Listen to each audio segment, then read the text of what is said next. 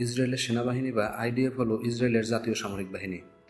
এটি তিনটি শাখা নিয়ে গঠিত: ইসরায়েলি স্থলবাহিনী, ইসরায়েলি বিমান বাহিনী এবং ইসরায়েলি নৌবাহিনী। এটি ইসরায়েলি নিরাপত্তা ব্যবস্থার একমাত্র সামরিক শাখা।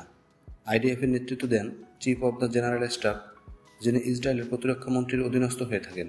আজকে আমরা কথা বলবো আইডিএফ নিয়ে। ওকে বন্ধুরা, তাহলে আর কথা না বাড়িয়ে চলুন মূল ভিডিওতে যাই।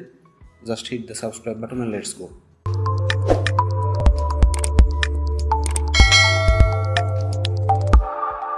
ডেভিড বেন গুরিয়ানের নির্দেশে 1948 সালের 26 মে হাগানা, ইরগুন ও লেহি থেকে প্রাথমিক নিয়োগপ্রাপ্তদের নিয়ে আইডিএফ গঠন করা হয়। ইসরায়েলের স্বাধীনতা ঘোষণার পরপরই ইসরায়েলের সাথে জড়িত প্রতিটি সশস্ত্র সংঘাতে আইডিএফ অংশগ্রহণ করেছে। পূর্বে এটি মূলত তিনটি প্রধান ফ্রন্টে কাজ করত: উত্তরে লেবানন ও সিরিয়ার বিরুদ্ধে, পূর্বে জর্দান ও ইরাকের বিরুদ্ধে এবং দক্ষিণে মিশরের বিরুদ্ধে। আইডিএফ প্রাথমিকভাবে 1979 খ্রিস্টাব্দে মিশর থেকে তাদের দৃষ্টি লেবানন ও ফিলিস্তিনি অঞ্চলে স্থানান্তরিত করেছে। এটি মিশর ইসরায়েল শান্তি চুক্তি ও 1994 ইসরায়েল জর্দান শান্তি চুক্তির ফলে হয়। প্রতিষ্ঠার পর থেকে ইসরায়েল অনেকগুলো যুদ্ধ অবতীর্ণ হয়েছে।